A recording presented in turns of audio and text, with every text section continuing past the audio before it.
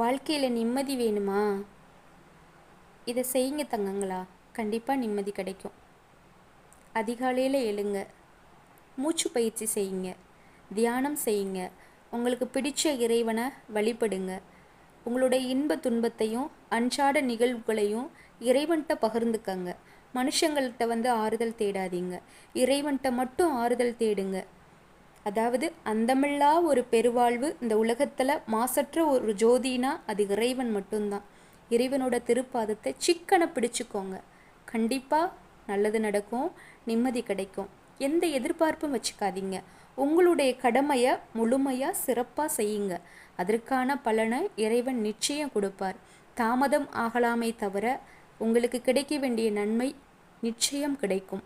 நாம் செய்கிற நன்மைக்கான பலனும் நிச்சயம் கிடைக்கும், நாம் செய்யக்கூடிய தீமைக்கான பலனும் நிச்சயம் கிடைக்கும். நல்லதே விதைச்சா ஒரு நாள் நல்லது நடக்கும். முன்வினையில் நம்மளோட மூதாதையர்கள் செஞ்ச நன்மை தீமையை பொறுத்தும் நம்ம செஞ்ச நன்மை தீமையை பொறுத்து தான் இப்போ நம்ம இந்த வாழ்க்கை வாழ்ந்துக்கிட்டு இருக்கோம். அது இன்பமான வாழ்க்கையோ துன்பமான வாழ்க்கையோ நம்மளுடைய பிறவி பயன்.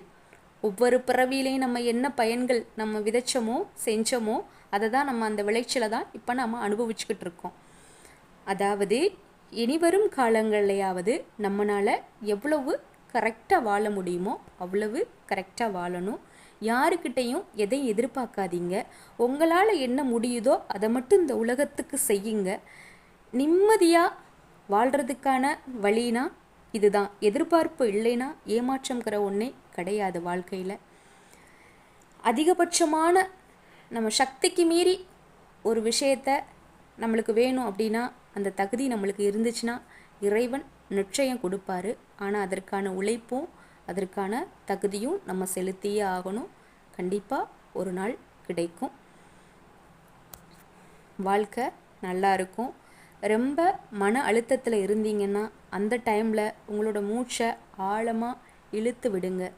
அதாவது ஆத்மாத்மா மூச்சை மட்டும் கவனித்து நல்லா ஆழ்ந்த சுவாசம் எடுத்துக்கோங்க.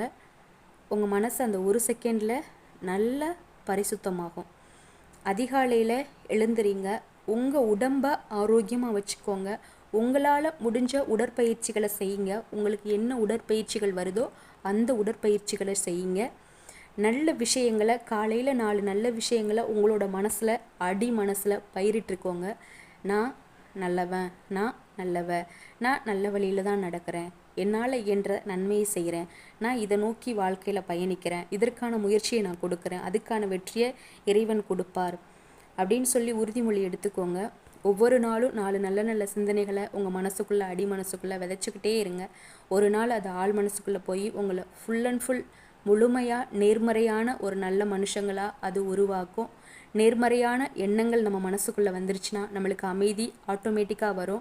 மனசு கண்டதை நினச்சி பிதற்றாது. மனசு நேர்மையான வழியில் பயணிக்கும். நம்மளுக்கு நிம்மதியை கொடுக்கக்கூடிய ஒரே சீவராசி என்னன்னு பார்த்தா நம்மளோட மனசு தான். நம்ம தான் அந்த சீவராசி. நம்ம மனசு தான் அந்த நிம்மதியை கொடுக்கணும். நம்மளுக்குள்ளேயே வச்சுக்கிட்டு தான் நிம்மதி வெளியில் தேடி அலையிறோம். தேடி அலைய வேண்டியதில்லை. நம்ம மனசை நம்ம ஒருமுகப்படுத்தி நம்ம எவ்வளோ கண்ட்ரோலாக வச்சுருக்கோமோ அவ்வளோ கண்ட்ரோலாக நம்ம நிம்மதியாக வாழ முடியும். நிம்மதி நம்மளுக்குள்ளே மட்டும்தான் இருக்குது. உங்களுக்குள்ளேயே அந்த நிம்மதியை தேடுங்க, அதை கண்டுபிடிங்க, நிம்மதியாக வாழுங்க. கண்டிப்பாக நிம்மதியான வாழ்க்கை உங்களுக்கு நிச்சயம் கிடைக்கும். எல்லா நலன்களும் வளன்களும் பெற்று நீடூழி வாழ்வீர்கள்.